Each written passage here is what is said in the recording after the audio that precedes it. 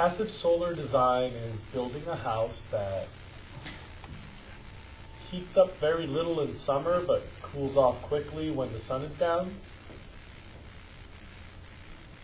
And having that same house heat up quickly in the winter but trap that heat after the sun goes down.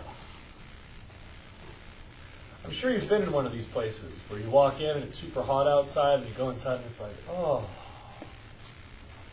it's really chilly outside, and you walk in and it's like, oh, it's a feel-good house. Now, back in the day, all houses were feel-good houses because all houses were passive solar design. Because back in the day, energy was really hard to come by. So a lot of primitive people built their houses with all of these ideas way back. People used to build subterranean houses in the desert of Australia for this reason. Cave dwellings built by the Anasazi in Colorado use a lot of this design. Believe it or not, like real honest-to-goodness igloos have some of these concepts. And pretty much up until recently, all houses were like this. Starting in the, 40s, 50s, 60s, 70s, 80s, 90s, there's been this erosion of design where people have stopped making their houses energy efficient because, of course, we're just drowning in these free fossil fuels that have no consequences and last forever. Sarcasm. We've built our houses nowadays to feel cold, and you get that feeling because we're using fossil fuels. Or to feel warm, and you get that feeling by using fossil fuels. But I think you realize that can't last forever. Even if it does last forever, it's still really bad environmentally and socially. So this is an alternative. You can build houses that don't need that input of energy. You can make airflow that's passive, so just well-placed windows and doors to allow ventilation to just let the air move around. A lot of times it's just about letting the hot air out or letting the warm air in. Number 2, solar geometry. Like we talked about with this classroom. The awesomeness that the sunlight comes in at those times when we want sunlight, like early morning in winter, but we are shaded when we don't want sunlight, like summer in the middle of the day. If you don't believe me, imagine what this room would be like if they had cut off the eave right here. You can go see Miss Rivera or Miss Park in the big building and ask them how they like their room during the summer. Their rooms are unbearably hot because with no eaves they have no shade and they're facing the same way, but just all that sunlight cooks them. In summer, this room is pretty mellow, way cooler than it is outside. That's called solar geometry, south-facing windows, eaves, and awnings all playing together. You'll have to figure out the math for that on your own. You can notice down here, the very bottom line on the first page, that gives you the angles of sunlight in Santa Barbara for summer and winter.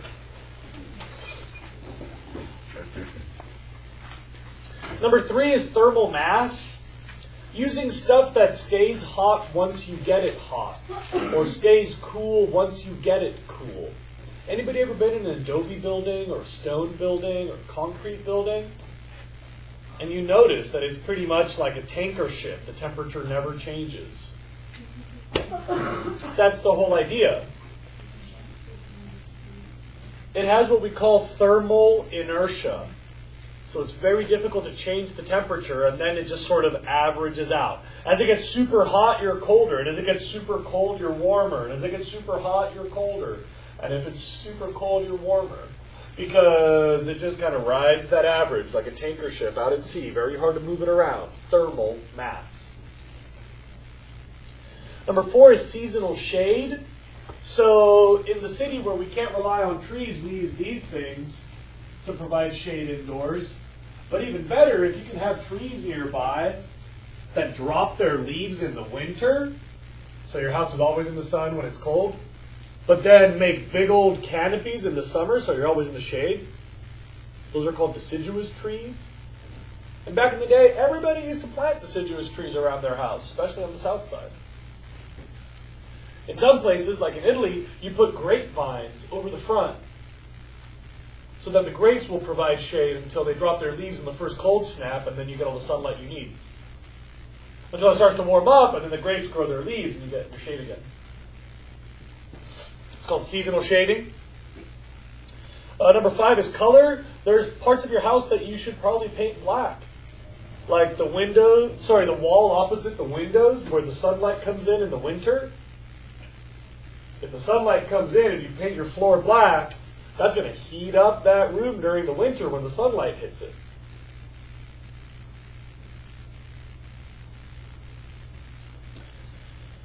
Convection, if you make a body of air hot and then you let it leave, that's going to create suction that's going to draw in cold air from somewhere else. So an excellent way to make air conditioning is to just open up the top of your house, and by letting the hot air leave, you're going to draw in cold, so you just make little holes along the back wall that suck in the cold air near ground level. Passive air conditioning. People build caves that do that. Evaporative cooling. You guys know that you can sweat. And as that water evaporates, it takes away the heat. Same is true of houses. That's why people put plants on the roof, green roof, sod roof. If you put a pond on the roof of your house, it's kind of dodgy having a bunch of water above the house. But as that water evaporates in the summer, that cools off your property. And of course, insulation, so that outside temperature changes don't affect your inside temperature changes. So, it'll be your job to make a design that incorporates all 8 of those. And you got to do a bunch of research. I haven't done your homework for you. I just gave you the names. You got to go on the internet and figure out how these things work, and then stick them together to design a house that has all 8 of those things in it. You'll make one full color street view in 3 dimensions. Like that. Color 3D street view. Then you'll make number 2, black and white 2-dimensional construction plans. And there's a list of all the views you have to use. The lot view, top view, side view, back view, front view, so on. And number 3, back in the day they used to attach it, now I realize you should have it separate, a key. A list of where you show me the color, and where you show me the ventilation, and where you show me the thermal mass. You don't have to be like the greatest artist in the world. And if you'd like to use more paper, that's okay. You can use 3 or 4. I don't care. It's your paper. I'm just going to shoot it. These become my targets. At the shooting range for practice. Colorful Street View. It's nice to get all creative with it. Don't forget the title.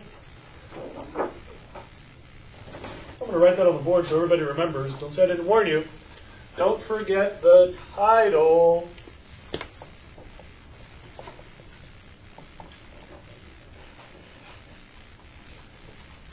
Because every major artistic project deserves a name. And don't you all wish that you were Jeff Shelton's son? Yeah, you do. Which one did that? Or daughter, whatever. Because then you would have these kind of papers sitting around the house. Anybody here have an architect, mommy or daddy? Stoked. Everybody wants to get in their groups, just saying.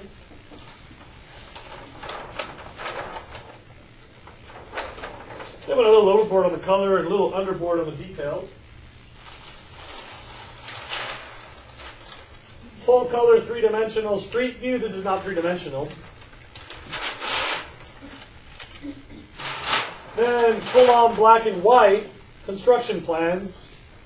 They used to include the key, but you'll make a separate key. Notice that their full color had the title. Is that for a reason? Separate key? What? Is there a reason for having a separate key? Yeah, but I don't want to explain it right now. It'll make a lot of sense, I promise.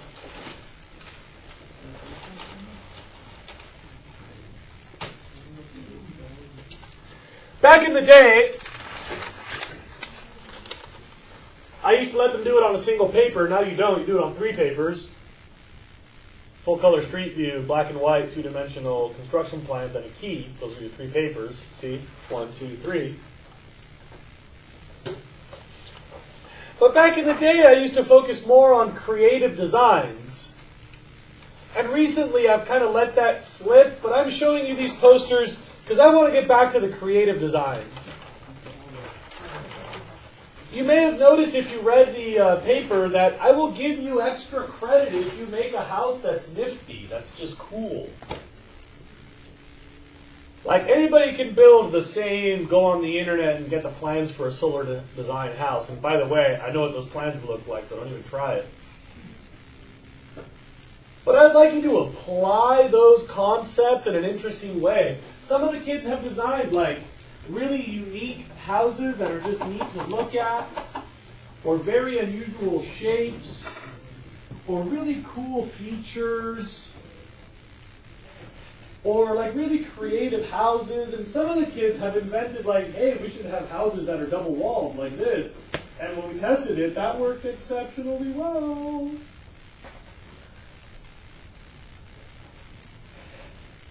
That Shelton house, if you'd ever like to see the real model, is the one right there behind Dane. That one. That's pretty badass. Now, to make your design, you'll have to read these, but I don't want to read them right now. I want to move on to where it says model on the 2nd page, right there.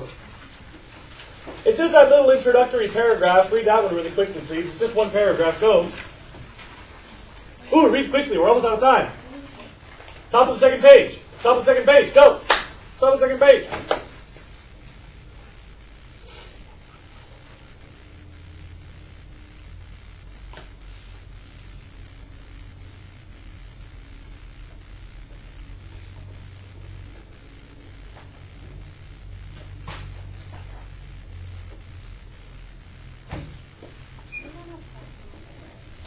I don't think so, yeah. I'll climb into Nevada.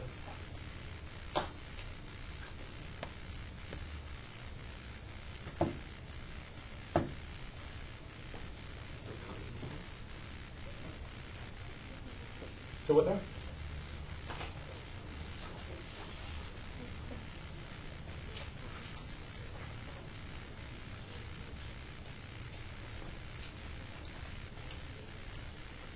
I got to remind you of something.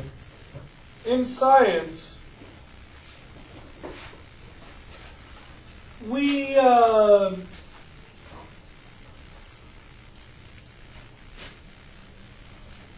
say that models are about function, not fashion. In a model, you're trying to test how it works, not trying to make it the way it's supposed to look. So these guys had concrete walls, and so they used paperboard and then tried to build the walls in a color that, and then painted it so it looked like concrete. That doesn't work. It looks like concrete, but it's an insulator, so that's the opposite of concrete. Has the right fashion, the wrong function. They got a bad grade on that, even though it's a beautiful house. These kids got a great grade because they designed a house that had insulating walls, and this is an insulating substance. It's foam board, so it functions like it's supposed to. Their house in the plans was built out of wood with drywall and insulation, like your houses. This is neither wood nor fiberglass nor drywall, but it works the same way, so they got points. And then all of these look like green roofs, but they can't get wet or evaporate water, so 0, 0, 0 on the roof. This one got full credit. Because the towel, you can get it wet, and then it evaporates in the light, and evaporative cooling is what a green roof does. So they modeled the function of a green roof, and they got credit. Question? You don't have to be 0% realistic, as long as it looks like the shape, because shape is functional, has the right colors, because color is functional, and then you got to find some way to model the function. So the thermal mass, you're going to have to put in thermal mass of some sort. Sand, concrete, tiles. Color you can paint. Convection, you're going to have to set up the flow so that the hot air can leave and cold can come in. Evaporative cooling, you got to find a way to let something evaporate. There's got to be something that can, dry out. You got to have these functions. Yes? So in the plans for like that house, Yeah. in their plans did they say it was like a green roof and that's how it worked? Yeah, so in the plans, they had a whole garden on top. Okay, and then the model just needs to work. The way that the drawing showed it. Okay. So this is what it would look like. That's what it would work like. Okay. And there should be some overlap there because it's pretty much the same project. It all revolves around the key. The key shows it all in the pictures. Then I'll use that same key, which is why it's a separate papergram. I'll use that same key to evaluate your model and say, yeah, that'll probably test whether this works. And then your post-lab questions are all based on that key. Please cross off where it says building materials for your model. That's an outdated handout, my VDOG. Building materials. And then that bottom bullet below building guidelines, where it says we only have enough solar fans, you can cross that off. We're not using solar fans. They're actually active, not passive. So that bottom bullet where it says solar fans, you can cross that off. Right above the post-lab questions, you can cross that off. Now let me remind you, the paper that says don't lose this, you should find some way to make sure that you don't lose this. I don't know what it is, second semester, juniors, my handout, maybe it's not obvious that you're supposed to keep it. But somehow that paper always gets lost and it's very annoying.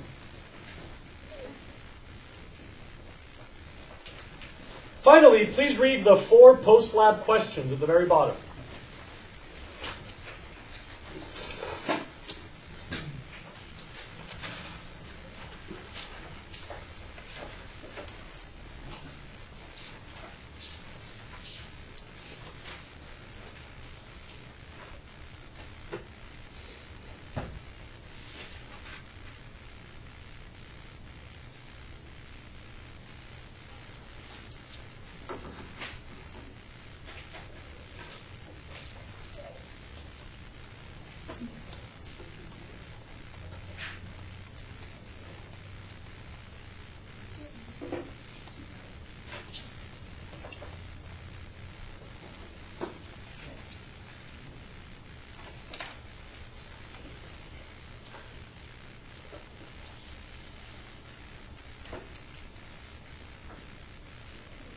The lab write-up basically asks you,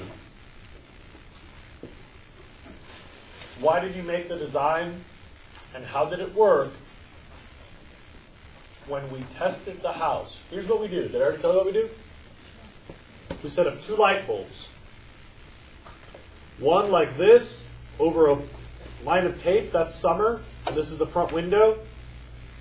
And another light bulb like this, that's winter. Low and further away over a line, the inside, the front window. Then we insert a probe into your model that's connected to a computer, which is connected to a graphing calculator, and it records the temperature profile.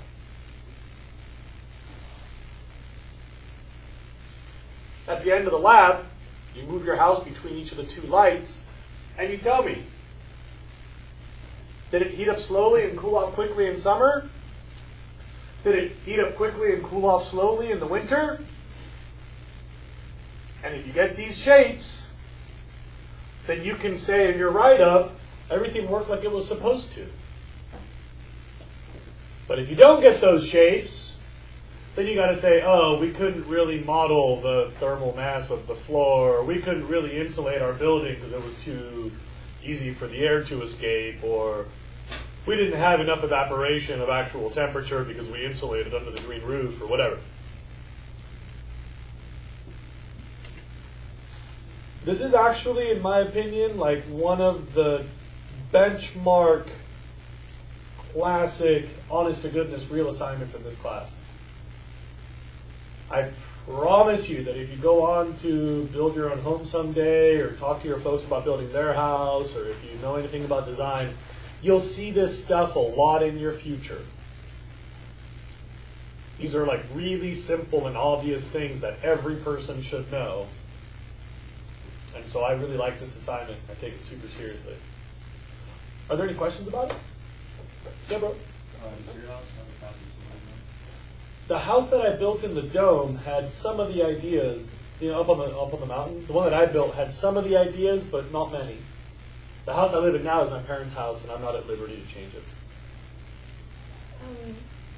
How does this work with the magic? Well, I don't know if you guys have heard, but you're responsible for all the work you missed during your trip.